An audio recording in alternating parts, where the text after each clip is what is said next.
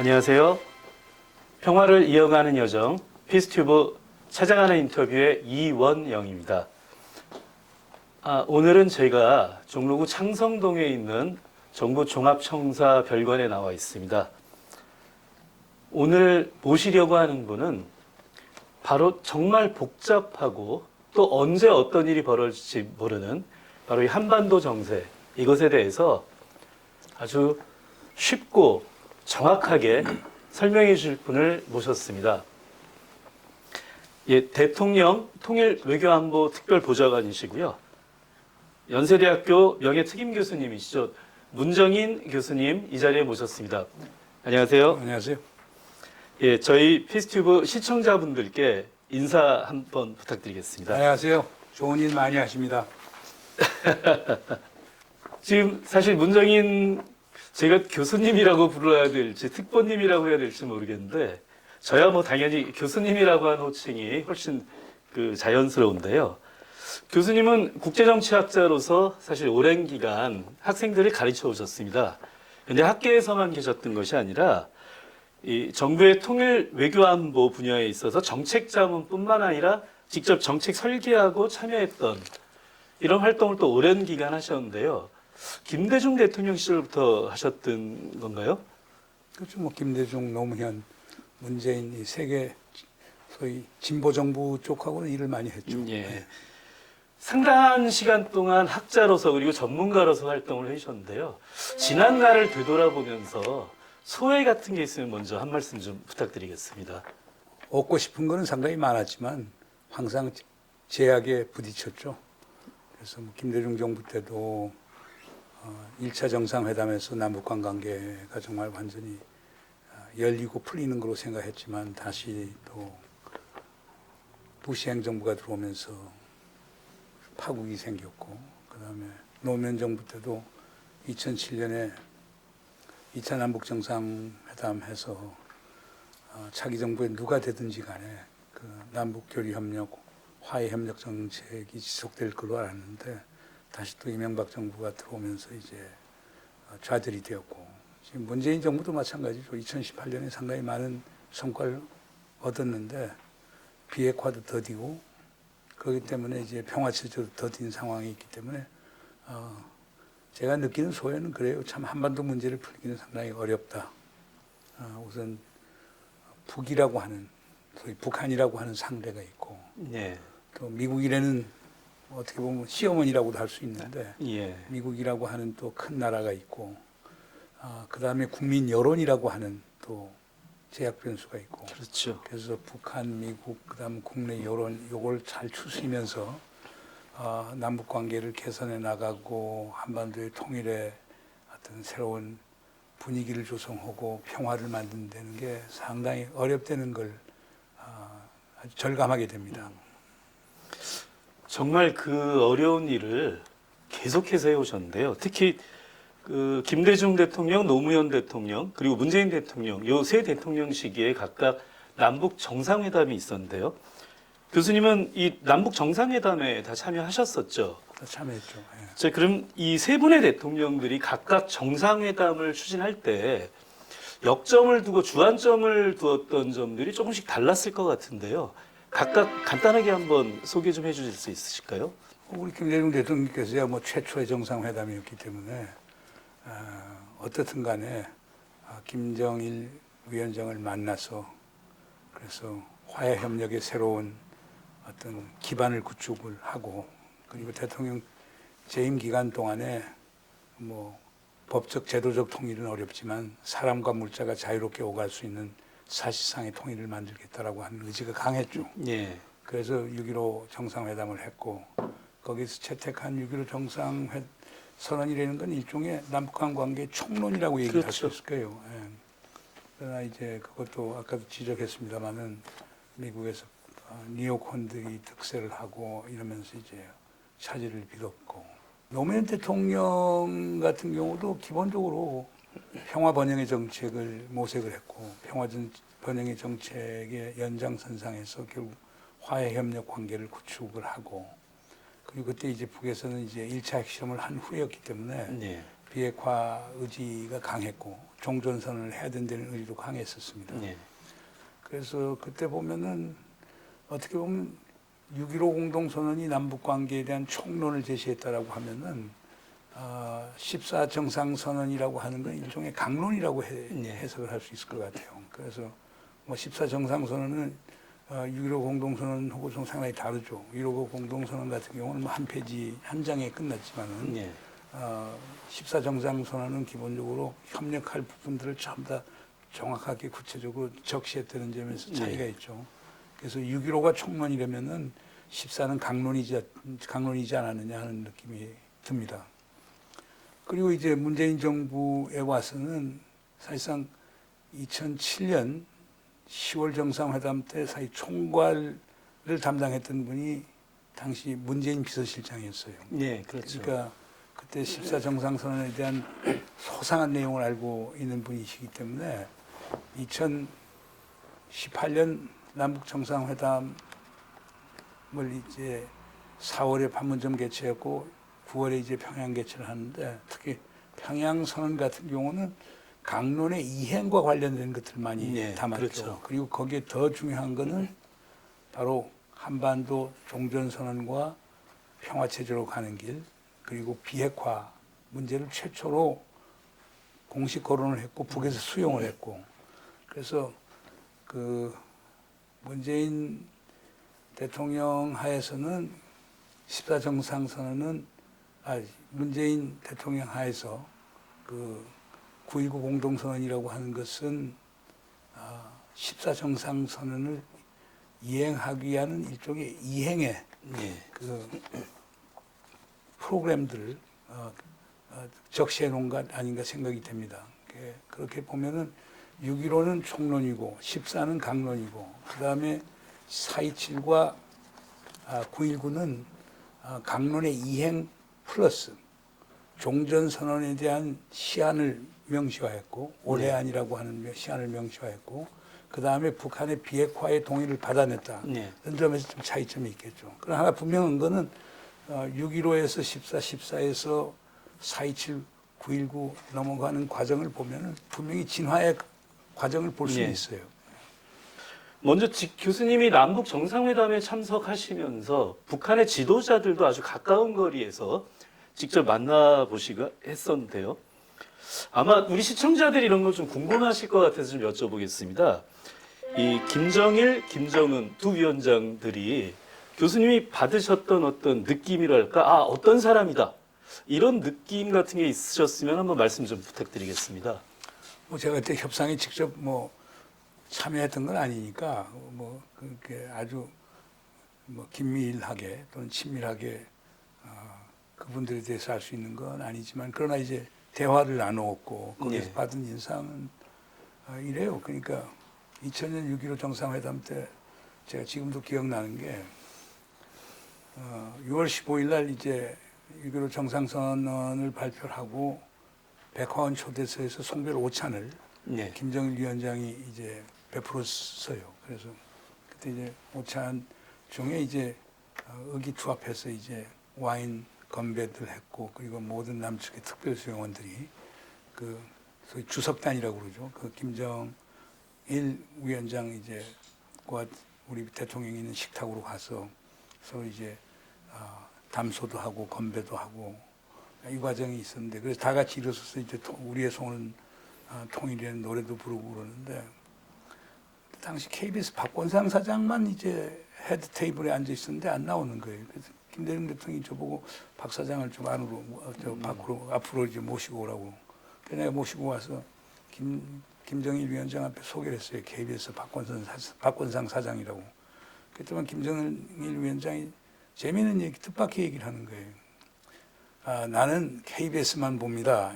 딱 이러는 거예요. 근데 그 뭐 MBC, 뭐 SBS 다 있는데. 그래서 내가 좀 김정일 위원장에게 그 MBC하고 SBS가 섭섭하겠습니다.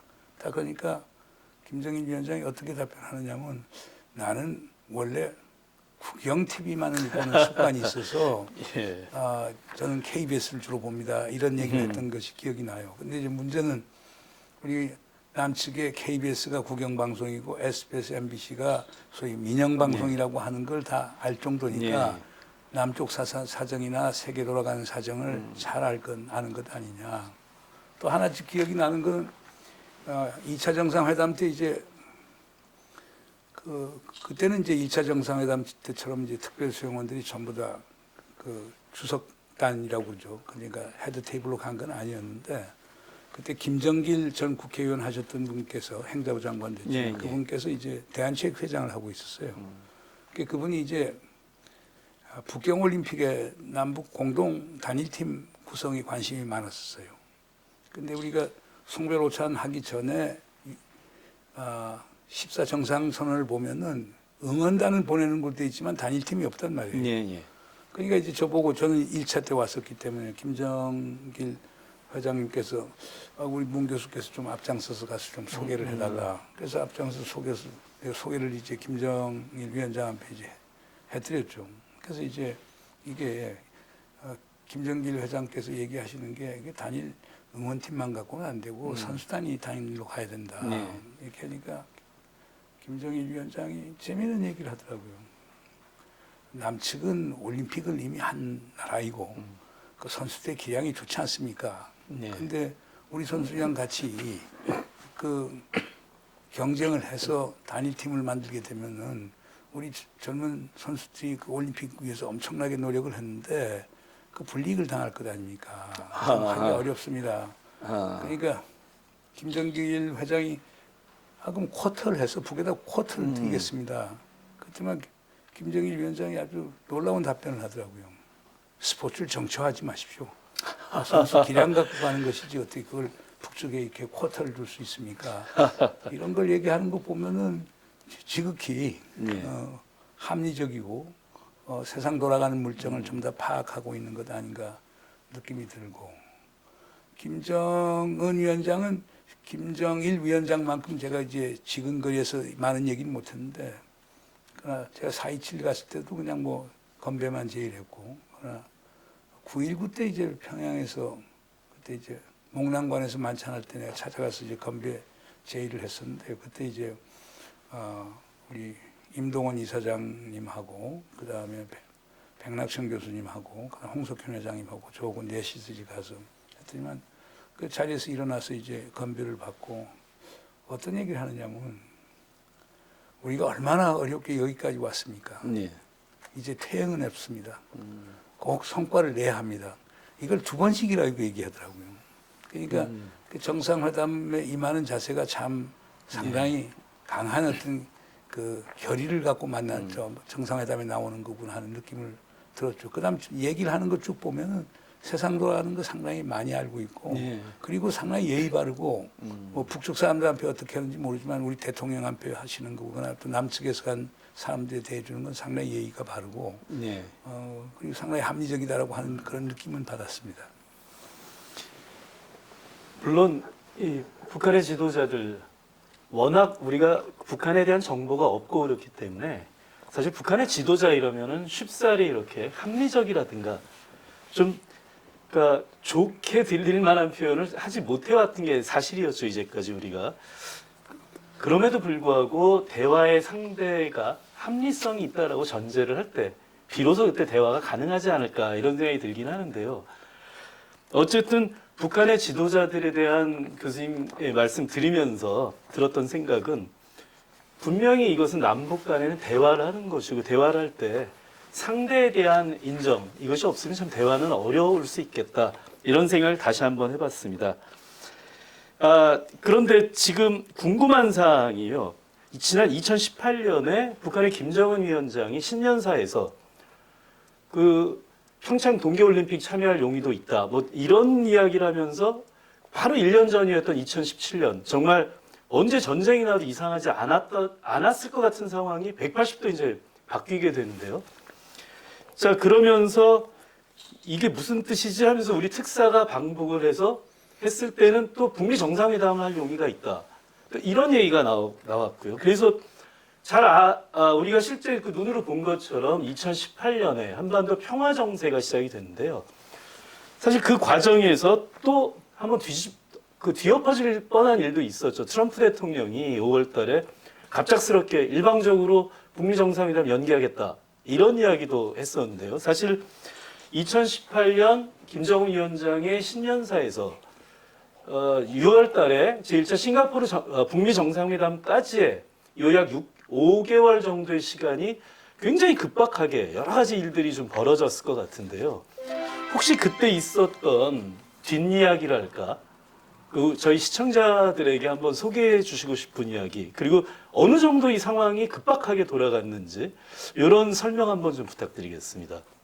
그러니까 하여간 2017년 남북한 간에 이제 최악의 상태로 간 거는 2017년 11월 29일 날 북에서 화성 15형 대륙간 탄도미사일 시험 발사하면서 최고조에 달했죠. 네. 그 다음부터 이제 북의 태도가 좀 달라지기 시작했고, 그 다음 신년사에서 남측 대표를 만날 수 있고 평창에 소위 선수단을 보낼 수 있다는 얘기를 했고, 그러니까 우리가 바로 이제 그게 응답을 했고, 그래서 2월 10일 날 9일 10일 이제 김여정 제1부부장이 실질적인 특사로 왔고, 단장으로는 김영남 최고인민회의 상임위원장이 이렇게 왔는데, 그때 상당히 모든 게 잘 풀린 걸로 알고 있어요. 특히 우리 문재인 대통령하고 김정숙 여사께서 김여정 부부장에게 상당히 좋은 인상을 주었던 것 같아요. 사실 김여정 부부장이 남측에 대한 인상이 노동신문에까지 보도가 될 정도였으니까 상당히 좋은 인상을 갖고 갔고, 그리고 그 결과로 나온 게 이제 10월 25일인가 이제 폐막식에 김영철 부위원장이 내려왔죠. 김영철 부위원장은 당 중앙위원회 부위원장일 뿐만 아니고 통일전선부 부장을 그렇죠. 맡고 있어서 대남 사업을 다 총괄하고 있고, 그때 이제 얘기가 잘 된 거죠. 그래서 이제 3월 5일인가 될 거예요. 5일, 6일 우리 정의용 특사하고 서훈 특사가 이제 평양을 갑니다. 그때 우리 쪽에서 원하는 걸 사실상 북에다 준 걸로 알고 있는데, 우리 측에서 원하는 거는 기본적으로 남북 정상회담 하자. 그리고 정상 간 소통을 활성화하기 위해서 직통전화 가설을 하자. 그 다음에 우리 비핵화에 대한 우리 의지는 분명하다. 비핵화에 대한 안지를 분명히 달라. 네 번째로는 결국에 비핵화를 하려고 하면 북미 대화가 필요할 텐데, 그러면 미국하고 근데 북한과 미국 사이 정상회담 같은 걸 해야 될 것 아니냐. 그리고 이제 한미 연합군사훈련은 우리가 이번에 할 수밖에 없는 건데, 뭐 양해를 바란다. 뭐 이런 것들 이제 사전에 제가 볼 때는 준 걸로 알고요. 그 질문 리스트를 준 걸로 아는데, 그거에 대해서 이제 김정은 위원장이 아주 흔쾌하게 이제 답변을 하죠. 그래서 정상회담 할 용의가 있다. 4월 말에 하자. 직통전화 가설 오케이. 비핵화할 용의가 있다. 그리고 비핵화는 선대의 유훈이다. 그 다음에 미국 대통령하고 만나서 정상회담을 할 용의가 있다. 우리에게 위협적이지 않는다라고 하면은 뭐 한미연합군사훈련 같은 것도 용인할 수가 있다. 이런 식의 답변을 한 거예요. 그러니까 뭐 우리 측에서는 뭐 아주 깜짝 놀랄 정도의 호의적인 반응을 보인 거였죠. 그러니까 이제 9일, 10일 이제 바로 이제 서훈 정의용 특사가 워싱턴으로 날아가서, 그래서 이제 가서 처음에 트럼프 대통령 만나는 일정이 없었는데, 정의용 실장께서 이제 당시에 맥마스터 국가안보 보좌관 앞에 이제 간절히 원하고 그래서 결국에 만났어요. 그러니까 만난 자리에서 김정은 위원장이 평양 방문 요청했다. 그러니까 트럼프 대통령이 그건 못한다. 그러나 정상회담 할 용이 있느냐? 그건 할 용의가 있다. 그때 내가 볼 때는 존 볼튼 회고록에서는 그 맥마스터 보좌관이 거기에 대해서 문제 제기했다는데, 그게 아니고 맷 포틴저 아시아 담당 선임 국장이 이제 그건 전례가 없고 부적절하고 실무 접촉을 한 후에 그걸 하는 게 좋습니다. 이렇게 얘기했더니, 난 그때 이제 트럼프 대통령이 뭐라고 얘기를 했느냐면은, 바로 그런 식의 접근 때문에 북한하고 진전이 없는 거다. 과거 클린턴, 오바마, 부시 행정부에서 전부 다 그런 식의 실무형 접근을 하다 보니까 진전이 없는 거다. 나는 내 길로 갈 테니까 난 만나겠다. 이렇게 이제 답변을 했다고 그래요. 난 현장에는 없었지만. 그리고 그뿐 아니고 이제 트럼프 대통령이 주선을 해서 정의용 실장께서 백악관 잔디밭에서 직접 브리핑을 기자들에게 해주도록 이렇게 만들었단 말이에요. 그러니까 그게 잘 풀렸죠. 예. 그러나 이제 그 과정에서 이제 그래서 이제 정상회담을 하는 걸로 해서 그 사이에 뭐 몽고 울란바토르에서 하느냐 무슨 뭐 판문점에서 하느냐 뭐 제네바에서 하느냐 이런 것들이 많이 나오고 사실상 실무 접촉을 통해서 이제 북미 정상회담을 조율 중에 있었던 거죠. 그 사이에 우리가 이제 4월 27일 날 예. 판문점 정상회담을 했고 그 이제 5월 달 가면 5월 달에 이제 두 가지 문제점이 있었어요. 하나는 존 볼튼이 TV 나가서 뭐라고 얘기했냐면 북한 핵 문제는 리비아식으로 해결해야 된다는 얘기를 예. 하니까 그거 갖고 이제 최선희 당시 제일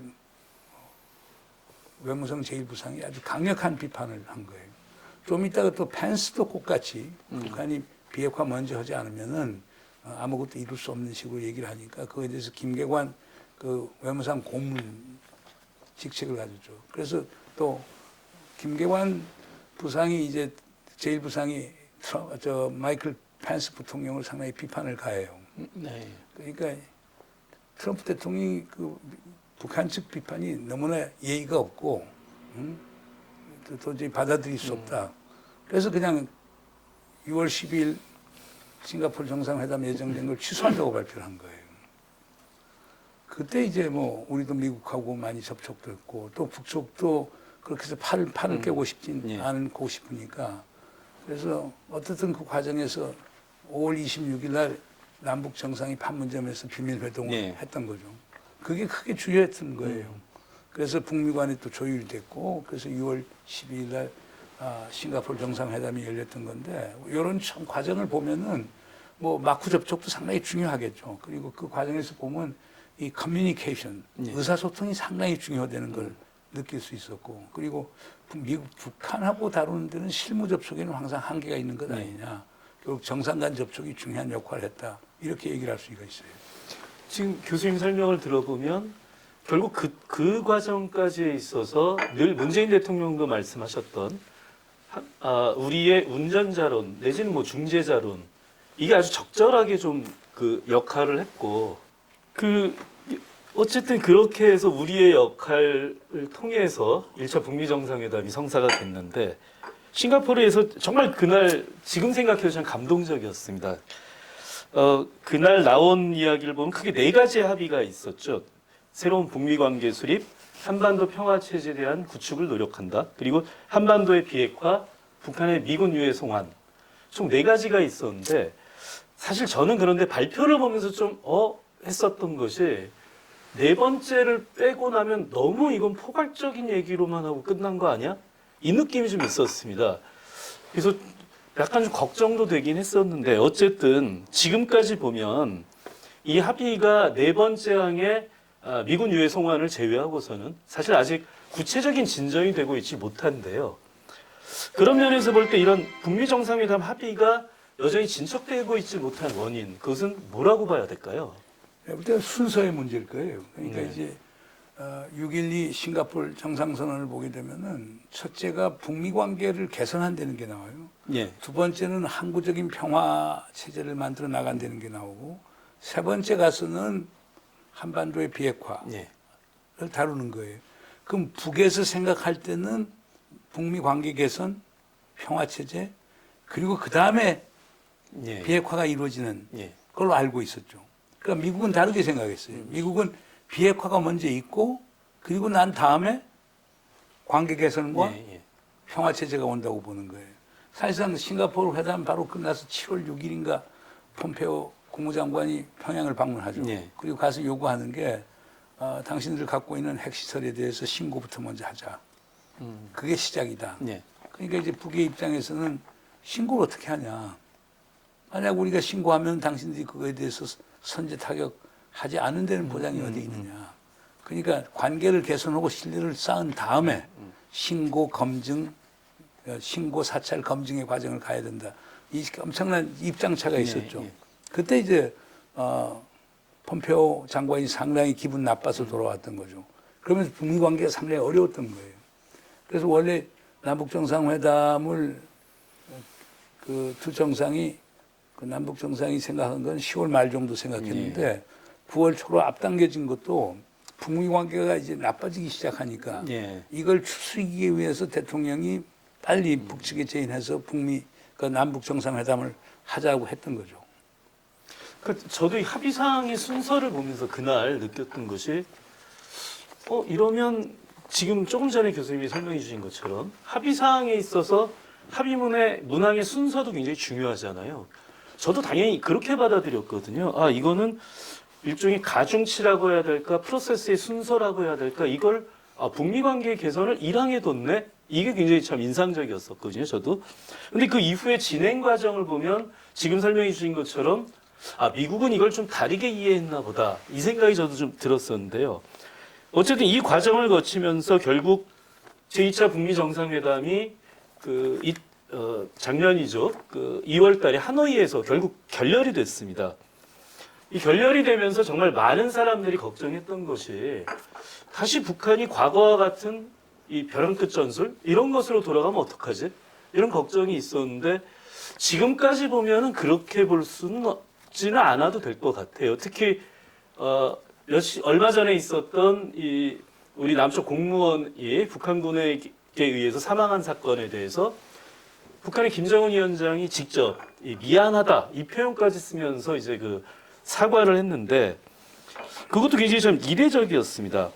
그렇다면은 북한이 역시 지금 현재의 한반도 상태를 뭔가 좀 관리해야 되겠다 이런 생각을 하는 게 아닌가 이런 생각도 좀 들어봤는데요. 지금 북한은 북미 관계 그리고 남북 관계에 대해서 어떤 생각을 하고 있겠구나. 교수님은 어떻게 보시나요? 가늠하기가 쉽지는 않을 거예요. 그러니까. 예. 그리고 이제 우리 남에 대해서는 북이 지금 상당한 실망감과 섭섭한 마음을 갖는 건 분명한 사실이거든요. 그건 이제 6월 3일 김여정 제2부부장의 담화에서도 나오죠. 예. 이제 대남 관계는 더 이상 단순한 대남 관계가 아니고 대적 관계다. 그리고 우리를 적대시한다는 걸 분명히 했고, 그리고 난 후에 이제 남북한 간의 모든 통신선 차단을 시켰고, 그 다음은 4대 군사행동까지 발표했다가 그건 다시 이제 당 중앙군사위원회에서 보류 결정을 내리긴 했지만은, 그래서 북에서 볼 때는 남은 약속 하나도 안 지키고 미국도 설득 못 시키고, 그리고 그러면 결국에 남북 간의 지금 관계 개선을 하려면 경제부터 해야 될 건데, 유엔 안보리 제재 결의안과 미국의 독자 제재를 생각하면 남쪽에서는 할 게 하나도 없지 않느냐. 그럼 남쪽하고 대화할 필요가 어디 있느냐. 이런 입장이고, 그 다음 미국하고의 관계는 기본적으로 선비핵화 후보상이냐, 그 다음에 비핵화하고 보상을 동시 병행 추진하느냐, 예. 이 차이가 있죠. 뭐 미국 입장에서야 선비핵화 후보상이고, 북한 입장에서는 동시 병행 추진 원칙이니까, 예. 그게 합의를 보지 않은 한에 있어서는 북이 참 미국에 대해서 전향적으로 나오기는 쉽지가 않을 거라고 봐요. 예, 교수님 말씀 잘 들었는데요. 얼마 전 우리 해수부 공무원이 북한에 의해서 사망한 사건이 발생했습니다. 물론 그 사망한 직후에 김정은 위원장이 사과도 있고 했었는데 지금 어쨌든 우리 국민적 여론은 굉장히 좋지가 않죠. 자, 이런 상황에서 과연 남북 관계, 한반도 평화 문제 어떤 식으로 우리가 접근할 수 있을까요? 상당히 비극적 사건이죠. 그리고 설령 그 해수부 공무원이 월북 의사가 있다고 하더라도, 또는 표류를 한 상태라고 한다고 하더라도 구명조끼를 입고 있었고 부유물 위에 있었단 말이에요. 그러면 우선 구조를 하는 것이 인지상정이고 그렇죠. 국제적 규범인데, 그렇게 구명조끼를 입은 사람을 예인을 하고 끌고 가다가 하여간 사살을 했다는 것은 그건 정당화되기 어려워요. 예. 그거는 정말 반인륜적인 범죄 행위라고 볼 수밖에 없고, 그거에 대해서는 뭐 북이 마땅히 규탄받아야 된다고 봐요. 예. 물론 북에서는 그게 뭐 코로나 사태로 그 접경 지역마다 전부 다 소위 사살 명령을 내렸다 이런 얘기도 많이 돌고 있긴 하지만은 어떻든 간에 그리고 뭐 남북 관계가 대적 관계로 바뀌었다라고 할지언정 그것은 도저히 인간 사회에 있어서는 있을 수 없는 일이라고 네. 저는 보아집니다. 그리고 두 번째 우선 중요한 거는 지금 사람들이 뭐 별의별 얘기를 다 하고 있는데 중요한 건 우선 시신을 수습해 줘야 돼요. 네. 시신분과 그분이 가졌던 재반 그 물건들을 일종의 유품이 됐죠. 유품들을 수거를 해서 그걸 유족들한테 돌려주고 유족들이 장례를 편안하게 할 수 있다는 게 사실 1차적인 네. 수순이 돼야 돼요. 그러려고 남북한 간에 정보 교환이 있어야 돼요. 그리고 남북한 간이 NLL 기점으로 해서 북에서는 북쪽에서 수색을 하고 남에서는 남쪽에서 수색을 하더라도 이 공동 수색을 하는 과정에서 정보 교환이 있어야 된단 말입니다. 네. 정보 교환이 있으려고 하면 결국 통신선이 보완이 돼야 돼요. 특히 네. 통신선이. 이런 것들이 있은 후에 일단락이 되고 그 다음에 이번 사고의 전말에 대해서는 공동 조사를 통해서 모든 게 규명이 돼야 돼요. 네. 이제 김정은 위원장이 그 통지문에서 사과 통지문에서 저간의 사정을 얘기했지만 우리가 수용하기 어려운 부분이 상당히 많아요. 우리하고 그 합치되지 않은 부분이 많기 때문에 그러니까 어떻든 간에 이것은 남북이 공동 조사를 해야 되고 그리고 그 결과를 보고서 우리가 북에다가 뭐 사과 요청을 다시 할 수도 있고 그 다음에 우리가 그에 또 상응하는 조치를 취할 수 있겠죠. 이게 순서들이에요. 그러면 여기서 이제 가장 기본적인 딜레마가 우리 대통령께서 유엔 총회 연설에서 종전선언 해야 된다는 걸 이제 얘기했는데 일반 여론은 지금 등산꽃 저쪽에서 저런 식의 비극적 사건이 일어났는데 지금 뭐 종전선언을 얘기하고 남북관계 개선을 얘기할 것이냐 이렇게 비판을 하는데 저는 해야 된다고 봐요. 네. 왜냐하면 종전선언을 하고 그래서 남북한 간의 긴장을 완화시키고 신뢰를 구축하고 이렇게 해야 재발을 막을 수가 있어요. 예. 그리고 그 NLL 중심으로 해서 남북한 간의 고조된 긴장을 해소할 수가 있단 말이에요. 만약 지금 상태에서 북측하고 경색이 돼서 계속 나간다. 그러면 제2, 제3의 그런 유사한 사건들이 생겨날 수밖에 없는 거거든요. 그렇죠. 그러니까 국민 다수의 안녕을 위해서라도 그리고 한반도의 평화를 위해서라도 또 종전선언을 하면 그것이 비핵화를 추동할 수 있기 때문에 네. 그러니까 전반적인 긴장 완화, 신뢰 구축, 그 다음에 비핵화의 추동, 그 다음 한반도 평화 체제의 모색 이런 것들을 위해서라도 제가 볼 때는 이 사건에도 불구하고 이 사건 때문이 아니라 이 사건에도 불구하고 남북 간의 대화는 지속돼야 되고 종전선언 같은 의미 있는 조치를 취할 필요가 있지 않는가 생각이 됩니다. 그리고 요거 관련해서 한 가지 더 추가로 드리고 싶은 말씀은 제가 옆에서 쭉 그 사건 나서 9월 20일 이후 특히 9월 22일 오후 3시 반 우리가 그 실종당한 해수부 공무원이 이제 북한 단속선에 의해서 단속정에 의해서 예인돼 가는 과정부터 내가 쭉 지켜봤는데 조금 요즘 이제 일부 언론이나 또 야당 측에서는 그때 뭐 했느냐 그 잃어버린 6시간 아니냐 잃어버린 뭐 32시간 아니냐 이런 얘기를 하는데 예. 그건 상식에 맞지 않은 것 같아요. 그분들은 이번 사건을 세월호 사건하고 연결시켜서 하려고 하는 것 같은데 아무래도 정치적 프레임으로 공격하려고 하는 것 같이 보이죠. 그런데 우선 말이 안 되는 게 등산꽃 앞바다가 진도 앞바다가 아니잖아요. 우리가 세월호 사건에 대해서 분개하는 것은 전 국민이 텔레비를 통해서 또는 일부는 실제 눈으로 그 앞에서 보고 있는데 300여 명의 젊은 목숨들이 사라져갔던 그거에 대한 국민적 분개가 있었던 거거든요. 예. 이거는 어떤 연유에 있었는지 모르지만 뭐 월부 구도가 있었는지 실종돼서 표류가 됐든지 간에 바로 북한 앞바다에 있단 말입니다. 예. NLL을 넘어가서 등산꽃이라고 하는 바로 앞바다, 즉 북측으로 얘기하면 우리를 적으로 본다고 하면은 그게 소위 적의 바닷가에 있는 건데, 예, 그렇죠. 영해 안에 있는 건데 우리가 액션을 취할 수가 없죠. 예. 그리고 처음에는 그 22일 3시 30분에 우리가 포착을 해서 쪽 추적을 하는 과정에서 보면은 북에서 구조 의도가 분명히 보였단 말이에요. 처음에요? 처음에는 예. 예인을 해가는 건 아니 뭐 예. 죽이려고 하면 그 자리에서 죽여버리지 왜 예인을 해가요? 예. 그건 구조 의도가 분명히 있었다고 보는 건데 그다음 막판에 그러니까 그날 20일 9시 한 30분 40분 정도에 이게 상황이 바뀌어버린 건데 예. 그때서 우리 군이 무슨 행동을 취할 수 있습니까? 예. 어떤 분은 한포 사격이라도 해서 구해야 되지 않느냐. 한포 사격하면 다 죽게요? 그리고 바로 전쟁으로 일어나게요? 그렇죠. 국지전이 예. 일어나게요? 그다음에 그 뭐 특공대를 파견을 특공 구조대를 파견해야 된다는데 특공 구조대 파견해갖고 다 그 사람들 희생시켜서 그럴 여지가 되나요? 아니거든요. 교수님 말씀처럼 처음엔 북한이 분명히 구조하는 것으로 이렇게 보이는 장면이었으니까 우리는 뭔가를 액션을 취할 게 없었다는 취할 수가 없죠, 말씀이시잖아요. 현실적으로. 그 6시간 동안에. 예. 예, 교수님 지금 설명을 들어보면 결국 이런 비극적인 사건을 막기 위해서라도 그 재발 방지를 위해서라도 근본적으로 한반도 평화 체제의 길로 가야 되고 그러기 위한 첫 번째 발걸음이 종전선언이다. 이렇게 좀 그 생각을 할 수 있겠는데요. 이 종전선언은 그런데 남과 북 두 당사자가 이렇게 할 수 있는 것만은 아니잖아요. 이미 14선언에서도 보면 3자 혹은 4자가 그 종전선언을 한다.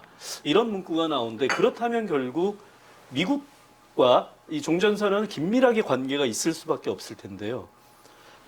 바로 얼마 전이죠. 이제 미국 대통령 선거가 끝나서 결국 민주당의 바이든 후보가 당선이 됐습니다. 자, 민주당의 바이든 후보, 트럼프 전임자인 트럼프 대통령과는 뭔가 좀 변화가 있을까요? 특히 대북 정책, 즉 북미 관계에 있어서 바이든 대통령이 되었을 때 어떤 변화가 있을 수 있을까요? 바이든 대통령의 경우는 오바마 행정부 때 정책을 그냥 유지할 가능성이 클 겁니다. 그러니까 오바마 행정부 때 이제 북한 문제에 대해서 전략적 인내 정책을 펴내서 그 사이 전략적 인내 정책이 저변에는 무엇이 깔려져 있느냐면 북한을 제재를 계속하는 과정 속에 보면 북한이 못 견뎌서라도 나와서 핵을 포기할 것이다라고 하는 게 깔려져 있단 말입니다. 바이든 부통령이 이제 대통령이 됐으니까 그 부통령 때 그 경험들이 있기 때문에 오바마 행정부 때 정책을 그냥 유지할 가능성이 커요. 그리고 지난 8월에 민주당에서 정강정책 채택을 할 때도 북한 핵 문제는 시간을 두고 장기적 관점에서 해결한다라고 하는 걸 밝힌 바가 있기 때문에 더욱 그럴 가능성이 큽니다. 그렇기 때문에 북한 문제는 트럼프 대통령과 같이 정상회담을 통해서 풀겠다, 빠른 시간에 풀겠다, 이 가능성은 상당히 적어지고 실무 접촉을 통해서 시간을 두고 풀겠다는 거니까 북핵 문제에 급격한 변화를 보이기는 상당히 힘들 거라고 봅니다. 그러나 한미 관계나 한미 동맹에는 상당히 긍정적으로 평가할 수 있겠죠. 그러니까 방위비 분담 압박 같은 것도 보다 현실적으로 나올 가능성이 많고, 그리고 주한미군의 현 수준을 그냥 유지할 것이고, 그러니까 한미 관계, 한미 동맹은 양호할 것으로 보이고 북한 핵 문제는 시간이 걸릴 거로 이렇게 봅니다. 그리고 그건 같이 가요. 북미 관계가 나빠지면 한미 관계는 좋아질 수밖에 보통 없는 게 일반적인 거니까. 그러니까 이거는 과거 모델이 되겠죠. 가령 트럼프 대통령이만 있었다라고 하면은 북미 관계를 북한 비핵화를 통해서 풀어버리면은 그러면 이제 한미 관계가 어떻게 되든 간에 남북 관계는 좋아질 수밖에 없는 거거든요. 그렇죠. 근데 이제 그거고 역으로 봐야 되겠죠. 자, 그럼 이제 결국 미국의 그 대북 정책 혹은 북미 관계 이런 이야기를 했는데요. 그런데 사실은 국제 정치학적으로 보면 아주 근본적으로 미국은 사실은 패권국으로서 전 세계에 대한 패권 전략 하에서 이 동북아 그 안에서의 북미 관계 이렇게 볼 수 있지 않나 이런 생각을 해봤는데요. 그렇다면 만약 이 패권 전략이라고 한다면 결국 부상하고 있는 중국에 대한 이야기가 가장 이제 미국의 입장에서는 제일 중요한 정책이 되지 않을까 싶습니다. 지금 현재 그 미국은 트럼프 대통령 시기까지 인도태평양 전략을 천명하면서 중국에 대한 포위망으로 경제적으로는 경제번영 네트워크, EPN이라고 그러죠. 이런 이야기를 했고요. 정치적으로는 쿼드라고 해서 이제 그 미국, 일본, 호주, 인도의 4개국 협력 이런 이야기를 했습니다. 이것은 이제 중국의 부상에 대한 견제를 넘어서 저지 혹은 봉쇄하겠다 이렇게까지도 해석이 되는데요. 이 과정에서 제일 우려가 되는 건 그러면 우리나라 같은 경우는 그야말로 고래 싸움에 새우등 터지지 않을까? 실제 우리가 그 사드 배치를 둘러싸고 그런 경험도 실제 있었고요. 자, 이런 국제 정치적인 이 미중 패권 경쟁이라고 하는 국제 정치적 환경에서 우리가 취해야 되는 가장 현명한 태도, 이건 어떤 것이 될까요? 대립 관계 속에서 우리가 선택할 수 있는 선택지는 내가 볼 때는 한 5가지가 있다고 봐요. 이제 하나는 소위 미국과 같이 가는 거죠. 그래서 그 패권국인 미국의 편을 들어서 도전국인 중국의 부상을 억제하는 데 같이 가는 방법. 그것을 영어로 이제 소위 밸런싱 스트래티지, 소위 균형 전략이라고 얘기해요. 그래서 그건 기득권 세력인 미국과 같이 감으로써 우리의 생존과 번영의 공간을 넓히는 전략이 하나 있을 수 있을 거예요. 뭐 그 논리 중에는 기본적으로 이런 거죠. 뭐 한때 우리 그 복거일 작가라든가 박세일 교수 같은 사람이 주장하던 그 핀란드화의 함정. 그러니까 자, 한미 관계가 나빠진다. 중국이 부상해서 이 지역이 패권이 된다. 그러면 중국의 그림자가 한반도에 드리워질 때 우리는 과거 소련 밑에서 고뇌했던 핀란드와 같은 현상이 생긴다. 그것을 막기 위해서라도 우리는 미국하고 같이 가서 중국이 부상이 한반도에 부정적인 그림자를 드리우지 못하도록 만들어야 된다는 주장인데 뭐 그런 주장들 때문에 얘기를 하는 것도 있고 그다음에 또 한국과 미국은 공동의 가치를 갖고 있으니까 결국 우리는 자연히 미국하고 같이 가야 되는 것 아니냐 이런 주장을 이제 하는 사람들도 있죠. 그러나 이제 그렇게 했을 경우에 그러면 이제 우리가 미국하고 같이 간단 말이에요. 그러면 이제 미국하고 인도 태평양 전략도 참여를 하고 쿼드 플러스라고 해서 지금 미국, 일본, 중국, 미국, 일본, 인도, 오스트레일리아 이 사자 준동맹이 형성되고 있는 과정인데 거기다 이제 미국에서는 미국과 일본을 한국이 참여하길 원하는데 그런데 이제 참여를 하게 되고 뭐 더 나가서 지금 미국 같은 데서는 이 아시아 태평양 지역에도 나토와 같은 동맹 기구를 만들어야 된다고 보는데 그런 상황이 와서 우리가 미국 쪽에 붙게 되면은 결국 우리 한반도가 신냉전의 최전선이 된단 말이에요. 그렇죠. 그러면 이제 많은 우리 국민들이 얘기하겠죠. 우리가 뭐 때문에 미국에 총알바지를 해야 되지? 우리가 뭐 때문에 일본에 총알바지를 해야 되겠지? 왜냐하면 최근에 이제 중국의 군사력이 상당히 증강이 됐기 때문에 동풍이라고 하는 지대지 미사일 갖고서 한국 어디든 타격을 할 수 있는 입장이란 말이에요. 그것뿐 아니고 북한에 대한 군사 원조를 시작하고 병참 지원을 해서 북한이 우리하고 싸우는데 제일 모자란 게 병참이란 말이에요. 특히 소위 석유 그렇죠. 공급이 제일 시급한 건데 만약 중국이 북한에 그 대주기 시작하게 되면 북한의 군사력이 이제 핵 문제뿐만 아니고 제일 군사력에서도 이제 소위 방정식이 달라지게 돼요.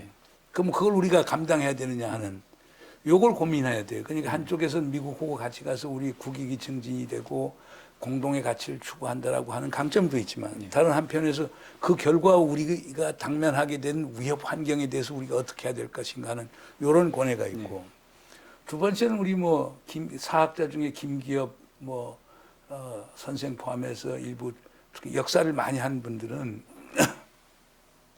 지금이야말로 명청 교체기를 다시 연구해야 될 때다.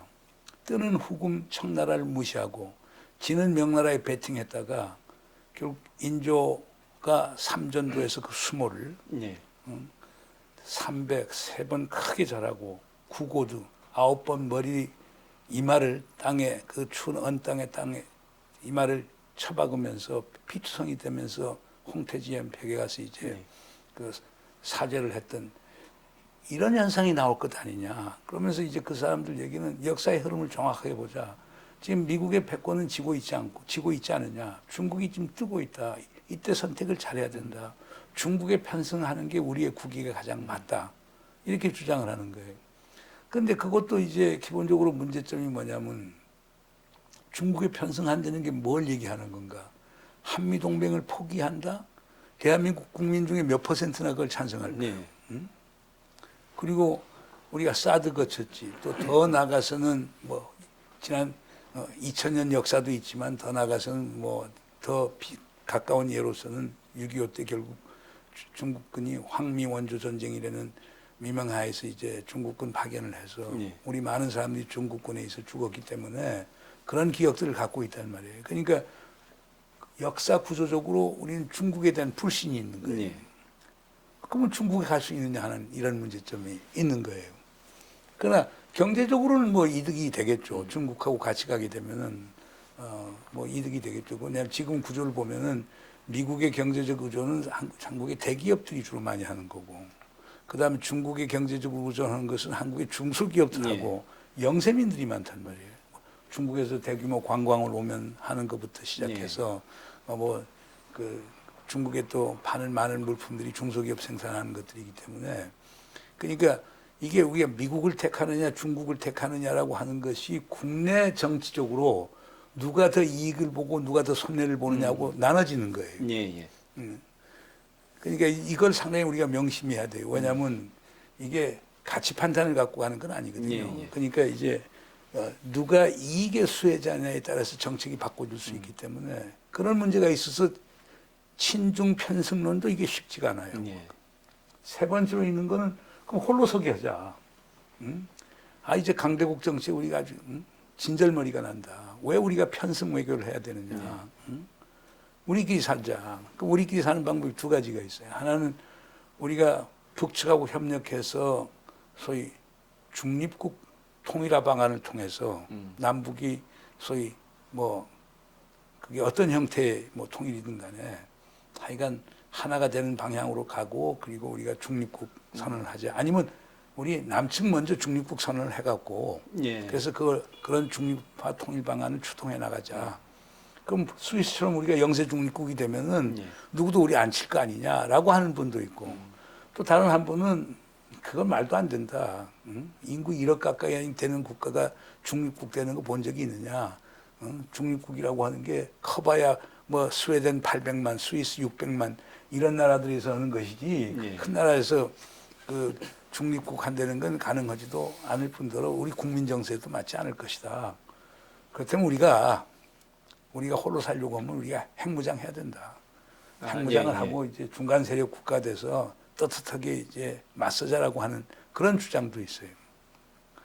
근데 뭐 둘 다 쉽지가 않을 거예요. 무슨 우리 핵무장이라고 하는 게, 핵무장하면 한미동맹 끝나는데 그렇죠. 핵무장 주장하는 사람이 다 보수적인 사람들인데 미국을 잃으면서 차라리 미국 핵구산 안에 있는 게 아래에 있는 게 훨씬 우리에게 국익에 도움이 된다고 생각을 하겠죠.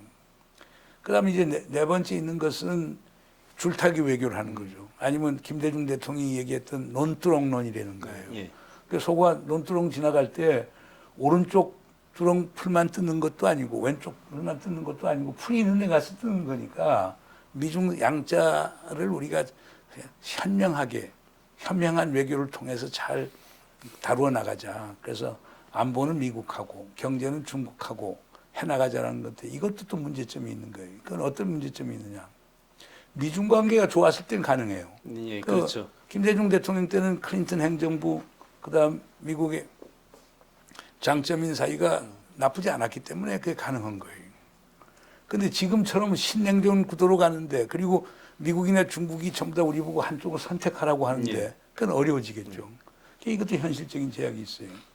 마지막 있는 게 그 노무현 대통령이 주장을 했던 거죠. 그러니까 진영 논리를 벗어나려고 하면은 동북아 통합이 돼야 되고 동북아 공동체가 있어야 된다. 새로운 질서를 만드는데 한국이 좀 나서자. 우선 시작은 한중일 삼국 경제 공동체를 만들고, 그리고 동맹에서 벗어난 다자안보 협력 체제를 만들어서 우리의 살 공간을 우리 스스로가 만들어 나가자. 내가 볼 때 이상적으로 제일 맞는 거예요. 그리고 그게 가야 될 거예요. 근데 지금 현실에서 쉽지는 않을 거예요. 지금 우리 한일 관계도 나쁘고, 그다음 또 일본이 중국하고 경제 통합이나 FTA 자유무역지대 할 의사가 없어요. 그게 어려움이 있고, 그다음 지금 계속 미국과 일본이 압박하는 것은 우리가 한미 삼국 동맹 체제로 가야 된다는 걸 압박하니까 다자안보 협력 체제도 구축하기가 상당히 어려울 거예요. 그럼에도 불구하고 내 개인적인 생각은 그래요. 그러니까 성급하게 선택하지 말자. 차분히 인내심을 갖고 지켜보고 그러면서 우리는 뭐냐 명민한 외교를 해야 된다. 명민한 외교라는 것은 원칙에 투철하면서 우리 국가 이익의 우선순위를 분명하고 예. 분명히 하고 그리고 국가 이익에 맞는 그런 정책을 펴나가야 된다. 그러니까 우리 입장 미국은 우리에게 동맹이고 우리가 훨씬 중국보다 비중이 크죠. 예, 그렇죠. 그러나 중국도 우리의 전략적 협력 동반자 관계이기 예. 때문에 그냥 내칠 수가 없단 말입니다. 그리고 아까도 지적했지만은 중국하고 관계가 끊어졌다. 가장 큰 피해를 볼 사람은 대기업도 있지만 더 큰 피해를 보는 사람들은 중소기업들하고 영세민들이 더 큰 예. 피해를 본단 말이에요. 그럼 국가가 그것을 보존하고 감당할 수 있는 것은 없다고 봐요. 그러니까 우리 입장에서는 국가 이익의 우선순위를 분명히 하고 그거에 따라서 소위 명민함과 결기를 가지고 대 나가는 게 상당히 중요하다고 봐요. 많은 지금 보수적인 분들은 자꾸 선택해야 된다. 미국하고 같이 가야 된다. 아니면 미국한테 버림을 당한다. 저는 버림을 당할 이유는 없다고 보고요. 네, 그렇죠. 뭐 버림 당하면 홀로 설 수도 있고 그럼 중국하고 같이 갈 수도 있는 거니까 미국이 그렇게 원치는 않을 테니까 그러나 지금 상황에서 우리가 섣불리 선택해서 그것이 가져오는 후폭풍을 스스로 자초해서는 안 된다. 그러니까 사태를 아주 냉철하게 관망하고 그에 따라서 그리고 국가 이익의 우선순위에 따라서 원칙을 갖고 우리의 정책을 선택해야 된다. 어떤 분들은 한국, 미국, 일본은 자유민주주의 시장 경제하는 같은 가치를 지향하는 것 아니냐, 가치 동맹 아니냐.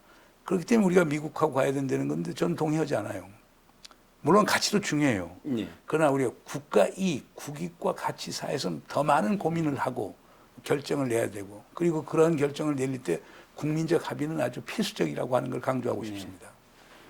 일반적으로 가치 이렇게 표현을 하지만 그 이면을 들여다보면 어떤 경우엔 가치라고 표현했지만 이건 이념의 진영을 표현하는 거다 이렇게 느껴질 때가 참 많았었는데요. 자, 그런데 여기서 이 동북아 정세에서의 또 하나의 골치 아픈 이 고차방 정식의 또 하나의 변수 일본 얘기를 안 할래야 안 할 수가 없을 것 같습니다. 가장 고민이 되는 지점은 미국이 한미일 삼각 안보 협력을 이야기하면서 일본을 동북아에 있어서 가장 그 상위의 파트너로 두고 한국을 그 밑으로 배치하는 거 아닌가? 자꾸 이런 점들이 우려가 되는데요.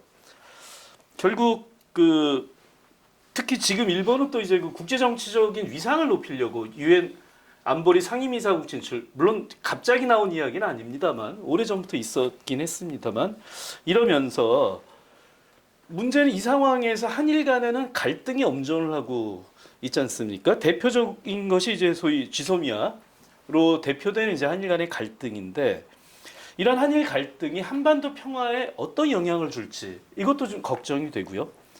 결국 한일 간의 갈등이라고 하는 것을 가장 현명하고 명민하게 우리가 해결해 가기 위해서는 또 무엇이 필요할까?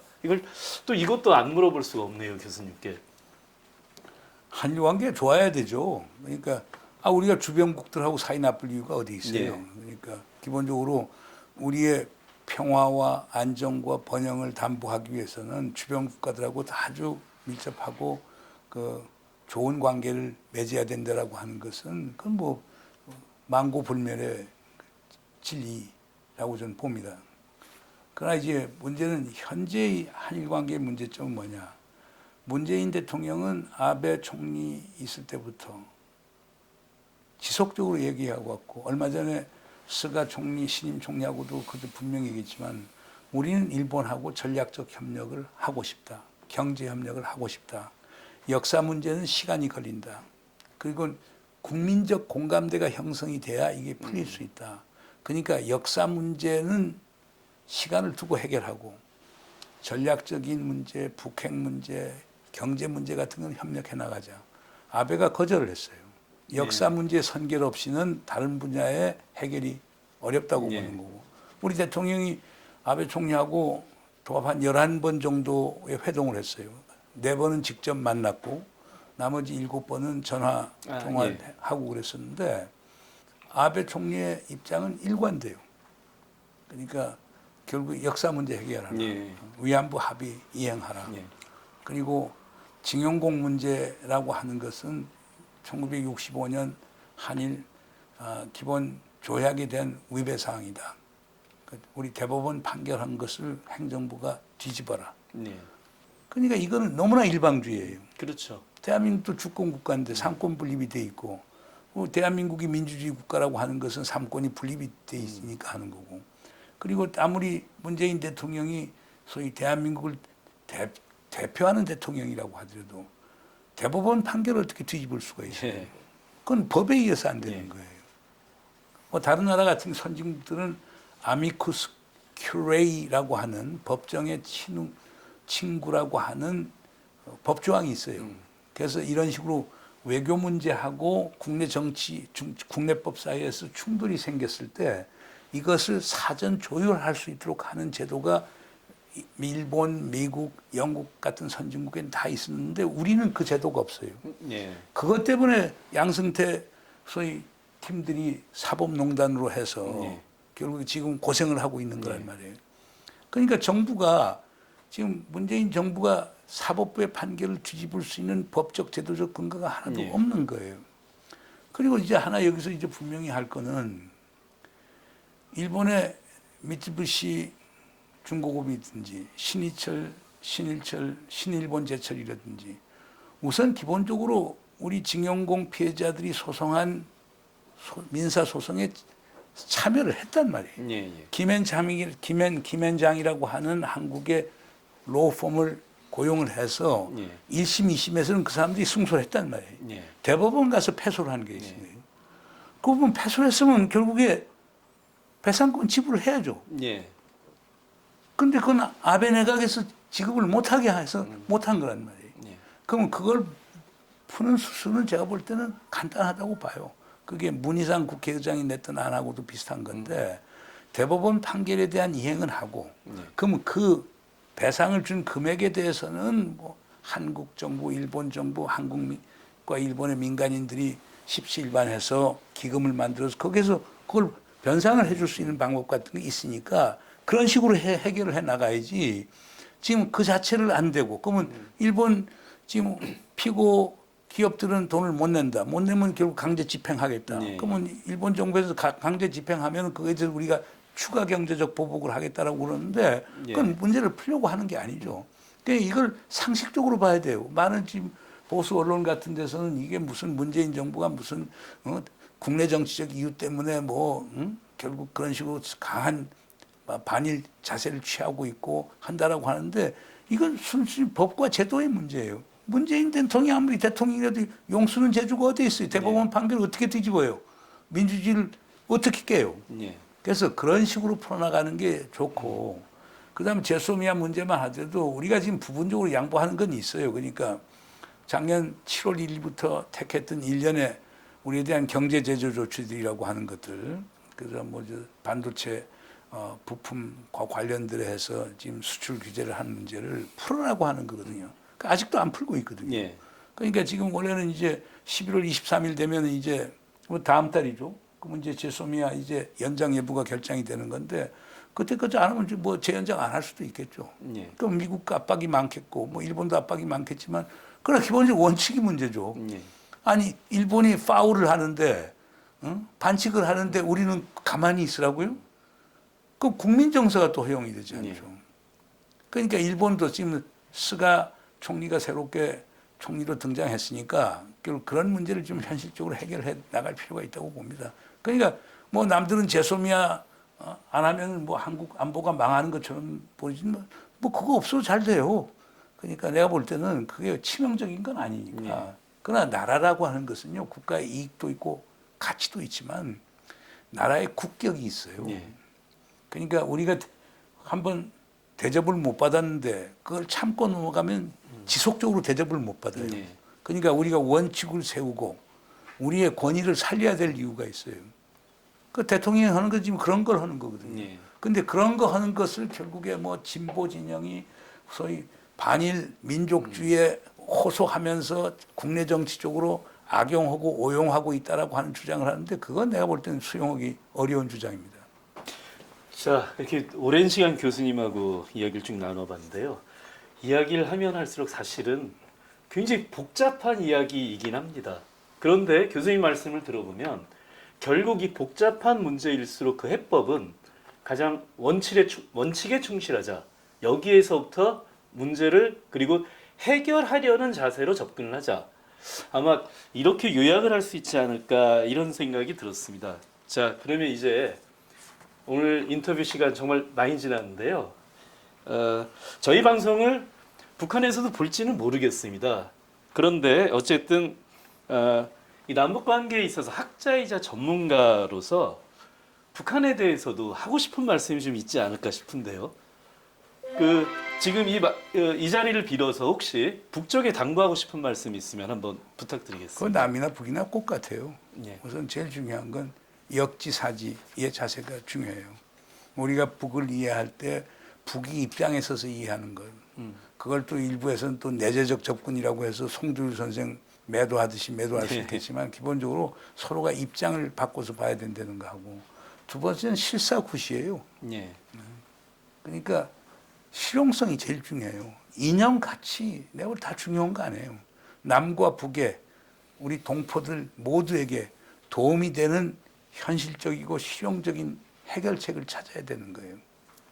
아집, 확증 편향, 이념 이런 것들 갖고는 남북관계 개선이 될 수 없기 때문에 어떻게 보면 우리 지금 8천만 한민족에게 가장 유리하고 좋은 방안이 뭔가에 대해서 유연하고 현실적이고 실용적인 해법을 찾아야 된다. 그건 북도 마찬가지예요. 예. 세 번째로는 저는 이렇게 봐요. 힘으로 해결이 안 된다. 북이 핵무기 아무리 가져도 북한도 못 살고 우리도 못 살고 다 어려워지는 것이다. 결국 평화적인 방법을 찾아야 된다. 남이나 북이나 지금 전부 다 어떤 생각을 하고 있냐면 평화를 원하면 전쟁을 준비하라.